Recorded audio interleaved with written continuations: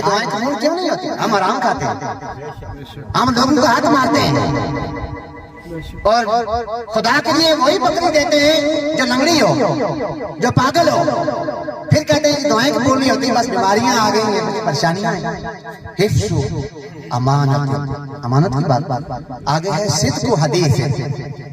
جائے آپ کے سامنے حضور نے فرمایا افضل ایمان والا وہ ہے جو ظالم حکمران کے سامنے سچی بات کرنے والا ہو۔ حضور نے یہ نہیں فرمایا کہ 5 نمازیں جماعت کے ساتھ پڑھنے والا ہے وہ بڑا ایمان والا ہے، نمازیں بھی اچھی کام ہے۔ میں بات جس نہج میں بات کر رہا ہوں، ہم ویلکم کرتے ہیں جاوید اقبال بادامی صاحب، میں بات کر رہا تھا، حضور نے فرمایا کامل ایمان اس کا ہے جو ظالم کے سامنے کھڑے ہو کے کہے بھائی تم جھوٹ بول رہے ہو۔ الحمدللہ رب العالمین والعاقبۃ للمتقین والصلاۃ والسلام علی سید الانبیاء والمرسلین، اما بعد فاعوذ باللہ من الشیطان الرجیم، بسم اللہ الرحمن الرحیم۔ انعم اللہ علیہم من النبیین والصدیقین والشهداء والصالحین، وقال رسول اللہ صلی اللہ علیہ وآلہ وسلم اربع خصال اذا كنا فیک وما علیک ما فاتک من الدنیا، حفظ امانت، صدق حدیث، حسن خلیقت، عفت طاعت۔ صدق رسول اللہ صلی اللہ علیہ وآلہ وسلم۔ کون بندے میں یاد کرے سی ڈھونڈے کون قبر میں، کون بندے میں یاد کرے سی ڈھونڈے کون قبر میں، کس نوں درد ساڈا ہو سی رو رنڈے درد، اور رود رود گنن سب جاسا آپ اپنے در، تیری روح محمد بخشا تکسی کیڑے در۔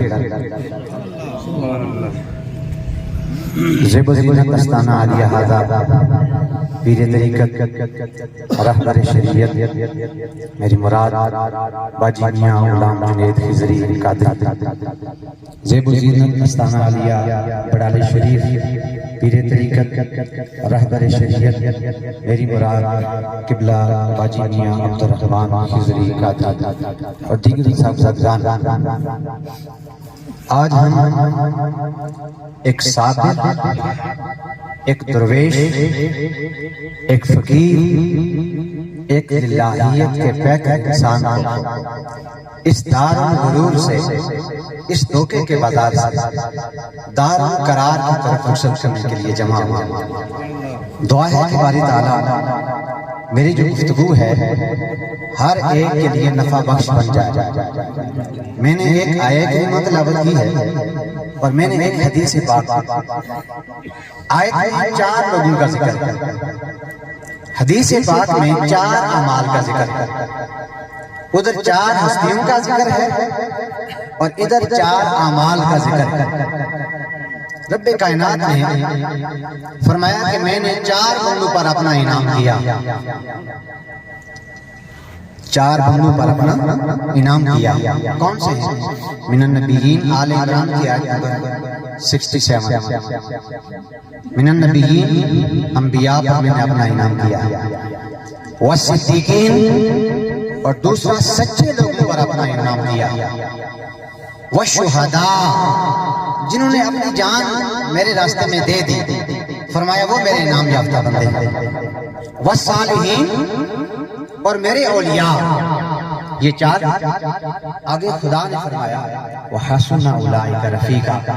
لوگوں دنیا میں آپ دوستیاں لگاتے ہو دنیا داروں کے ساتھ، وڈیروں کے ساتھ، طاقتوروں کے ساتھ، فرمایا دوستی کرنی ہے تو ان 4 کی کرنی۔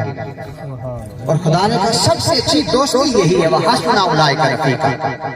اب جو حدیث پاک میں نے پڑھی، آقا تو جہاں نے فرمایا عبداللہ بن عمر حضرت عمر فاروق رضی اللہ تعالیٰ عنہ کے بیٹے، وہ اس حدیث پاک روایت کر رہے ہیں، فرماتے ہیں کہ میرے آقا تعالیٰ نے فرمایا جس انسان میں 4 خوبیاں جمع ہو گئی، کتنی؟ 4 خوبیاں، اربع خصال اذا کن فیک فلا علیک ما فاتک من الدنیا. اگر اے انسان، اے بندہ مومن، تیرے کردار میں، تیری ذات میں، تیری سیرت میں 4 چیزیں اگر جمع ہو جائیں گی تو تیرا دنیا سے سب کچھ لٹ جائے تو پھر بھی کامیاب. پہلی خوبی کیا؟ فرمایا حفظ امانت. حفظ امانت کی حفاظت. آج ہم اپنی سوسائٹی میں کتنی حفاظت کرتے ہیں، بات لمبی ہو جائے گی. صحیح مسلم شریف کی حدیث پاک ہے، وہ آپ نے علماء سے سنی ہوگی کہ 3 لوگ اپنے سفر پہ نکلے تھے. جو ایک غار میں جا کے پناہ لی تو غار آگے سے بند ہو گیا. پہلے نے اپنا عمل یہ بیان کیا کہ مولا میں اپنے والدین کی خدمت کرتا تھا، اس پتھر کو ذرا سائڈ پہ کر. اس کی دعا اسی ٹائم قبول ہو گئی، پتھر تھوڑا سا سائڈ پہ ہو گیا. دوسرے نے کہا باری تعالیٰ میں دنیا میں مجھے ایک دفعہ گناہ کرنے کا موقع ملا تھا، جو ہی میں اس کا ارتکاب کرنے لگا اچانک مجھے تیرا خوف دامنگیر ہو گیا، میں اس گناہ سے پیچھے ہٹ گیا. اگر مولا تو میرے اس عمل سے راضی ہوا تھا، اس پتھر کو ذرا سائڈ پہ کر. اب تیسری بات امانت کے بارے میں. امانت کہ ایک شخص نے کسی وڈیرے، کسی طاقتور کے پاس جا کے مزدوری کی. جب شام کو حضور نے فرمایا آت الاجیر اجرہ قبل ان یجف عرقہ، مزدور کو اس کی مزدوری کا پسینہ خشک ہونے سے پہلے مزدوری عطا کر. شام کے وقت مزدوری دینے کا موقع آیا، اس پیسے دینے والے مالک نے کہا اے مزدور میرے پاس اناج ہے، کچھ چاول پڑے ہوئے ہیں، کچھ گھی ہے، میرے پاس نقدی پیسے نہیں ہیں، اگر آپ یہ لیتے ہیں تو یہ چاول لے لیں. اس نے بڑا غصہ کیا، کہا مجھے نقدی چاہیے، میں اناج نہیں لوں گا. وہ غصہ کر کے منہ پھیر کے چلا گیا. اس نے وہ جب بندہ تھا بات میں مان کر رہا تھا، بڑی ذمہ داری سے بات کر رہا ہوں، بات کو بڑی غور سے سنیں، ہم سب نے اسٹیج پہ آنا. اس نے کہا کہ وہ جب چلا گیا مالک نے وہ چاول جا کے منڈی میں سیل کر دیا. منڈی میں جا کے وہ چاول فروخت کیے، جو گھی تھا، اناج تھا. اس سے جو اس کو نقدی ملی، اس سے اس نے ایک بکری کا بچہ اور ایک گائے کا بچہ خریدا. وہ دونوں گھر لے کے آ گیا. عرصہ دراز بیت گیا. عرصہ دراز کے بعد وہ وہاں جس بندے نے مزدوری کی تھی وہ اپنے کسی کام کے لیے گزر رہا تھا، اور اس کو جب اس مالک نے دیکھا کہ وہ بندہ جا رہا ہے، اس نے کہا بھائی رک جاؤ، اپنی اجرت لے کر جاؤ، اپنی اجرت لے کر جاؤ. وہ جو بکری کا بچہ خریدا تھا، گائے کا بچہ خریدا تھا، اس سے آگے بکریاں اور گائیں اتنی ہو گئی، حضور نے فرمایا ایک پوری وادی بھری ہوئی تھی. آج ہم کتنی ڈنڈی مارتے ہیں، اپنی ایمانتوں کی حفاظت کتنی ہے کرتے ہیں. پوری ویلی بھری ہوئی ہے، کون ہے اتنا ایمان کا پیکر، ایمان میں کاملیت والا. اس نے کہا یہ ساری اولاد اس بکری اور اس گائے کے بچے کی ہے، یہ ساری تیری لے کے چلا جا. اس بندے نے کہا باری تعالیٰ یہ کام میں نے تجھے راضی کرنے کے لیے کیا تھا، اگر تجھے یہ میرا عمل پسند ہے اس پتھر کو ذرا سائڈ پہ کر. جو ہی اس نے دعا کی فوراً پتھر سائڈ پہ ہو گیا. آج دعائیں قبول کیوں نہیں ہوتی؟ ہم آرام کھاتے ہیں، ہم لوگوں کو ہاتھ مارتے ہیں، اور خدا کے لیے وہی بکری دیتے ہیں جو لنگڑی ہو، جو پاگل ہو. پھر کہتے ہیں دعائیں قبول نہیں ہوتی، بس بیماریاں آ گئی ہیں، کچھ پریشانیاں ہیں.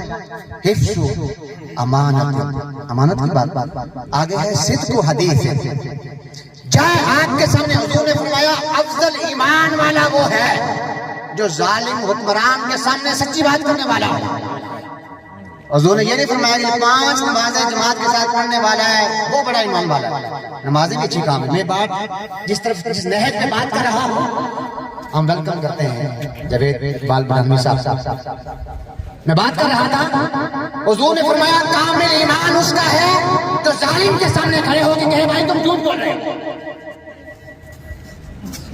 اور اس کے بعد فرمایا صدق و حدیث، سچی بات کرو چاہے آپ کی جان بھی چلی جائے. دوسری بات اور تیسری بات حسن و خلیقت. یہ سارے کام کرنے کے ساتھ حسن اخلاق بھی ہو، حسن اخلاق بھی ہو. حسن اخلاق تاجدار کائنات کی سیرت سے ملتا اور میں نے جب ان کے ساتھ کالا جنہ میں ملاقات کی چاچا فاروق صاحب سے کلر سیدم میں گیا، خدا کی قسم میں ان کے اخلاق سے بڑا متاثر ہوا. میں نے ذرا کمی نہیں دیکھی، ذرا کمی نہیں دیکھی. حسن اخلاق، عفت فی تہمت. چوتھی بات، پہلی میں نے کہا تھا امانت کی حفاظت کرنا، سچی بات کرنا، حسن اخلاق رکھنا، اپنے اخلاق کو نہ گمانا، کردار کو پاکیزہ رکھنا. اور چوتھی بات عفت تہمت. جو لقمہ منہ میں جا رہا ہے غور کرنا یہ حلال کا ہے یا حرام کا ہے، حلال کا ہے یا حرام کا ہے. امام اعظم ابو حنیفہ جن کی اسکول آف تھاٹ کون فالو کرتے ہیں؟ امام اعظم اہل سنت کے امام. ان کا تقویٰ کیا ہے؟ ان کے گاؤں میں ایک بکری چوری ہوتی ہے، 10 سال تک بکری کا گوشت نہیں کھایا. ہم فن خان بنے ہوئے ہیں، 5 نمازیں پڑھ لیتے ہیں، ہم سے بڑا مومن کوئی نہیں ہے. حج کر کے آگے تو ہم سے بڑا حاجی کوئی نہیں ہے. امام اعظم گاؤں میں کسی اور کی بکری چوری ہوئی ہے، آپ نے وہ بکری کا گوشت کھانا چھوڑ دیا 10 سال تک. کسی نے پوچھا حضرت بکری کا گوشت کیوں نہیں کھاتے؟ کہا میرے گاؤں کے اندر بکری چوری ہوئی ہے، کہیں وہ گوشت گھومتا گھومتا میرے دسترخوان تک نہ پہنچا ہے، تو لہٰذا میں نے گوشت کھانا چھوڑ دیا. تو لوگوں، یہ چاچا فاروق صاحب بڑے اچھے انسان تھے. جب میں کالا جنگل میں جاتا تھا، افسوس اس چیز کا ہے، اب ہم کیا کہیں گے کہ کالا جنگل میں کس کے پاس گیا؟ جب کلر سے نہ جاتا، اب ہم کیا کہیں گے وہاں میں کس کے پاس گیا؟ اس چیز کا افسوس ہو رہا. آقا دو جہاں کی ایک جو رائٹ سائڈ حضور کے حضرت ابراہیم کے آپ کے بیٹے، اور لیفٹ سائڈ آپ کے نواسے امام حسین تھے. ملک الموت آ گیا. ملک الموت نے آ کے پیغمبر اسلام سے اجازت چاہی کہ کس کو اٹھاؤں. حضور رو پڑے اور رو کے کہا ہے اسرائیل، اگر ابراہیم جائے گا تو صرف میں رہوں گا، اگر حسین جائے گا تو میری بیٹی بھی روئے گی. تو مجھے بیٹی کا رونا پسند نہیں ہے، مجھے بچی کا رونا پسند نہیں ہے، لہٰذا میرے بیٹے کو اٹھا لے، میں بچیوں کو رونا نہیں دیکھتا. تو لوگوں، اپنے ایمان کے اندر عمل پیدا کرو، اپنی سیرت کے اندر ستھرا طہارت پیدا کرو، صفائی پیدا کرو. میں جتنے دور دراز سے یہ لوگ وادی نیلم سے لے کر، وہ کیل سے لے کر، شاردہ سے لے کر، پاکستان سے، سرحد سے لوگ یہاں آئے ہوئے ہیں، اس روزے میں سفر کر کے آئے. کس لیے آئے؟ چاچا فاروق صاحب کے جنازے میں شرکت کے لیے. اور میرا ایمان اور یقین کہتا ہے، رات میں حدیث پاک پڑھ رہا تھا، اندازہ کریں خدا کی رحمت کا.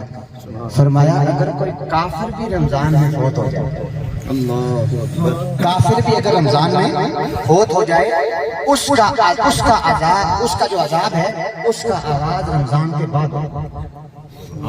میں دنگ رہ گیا. میں پہلی دفعہ حدیث پاک پڑھی کہ کافر اگر رمضان میں مر جائے تو اس کا عذاب عید کے بعد شروع ہوتا ہے. اور یہ تو مسلمان ہیں، حضور کے امتی ہیں. فرمایا جو کلمہ کو رمضان میں میرے پاس آئے گا میں اس کا حساب کتاب نہیں لوں. اور دوسرا جمعہ نصیب ہوا ہے. اللہ پاک ان کے وسیلے سے ہمیں ہمارے گناہوں سے معافی عطا فرمائے، اور جو گفتگو کی ہے عمر بھر اس کے اوپر پیرا دینے کی توفیق عطا فرمائے. والسلام علیکم ورحمۃ اللہ.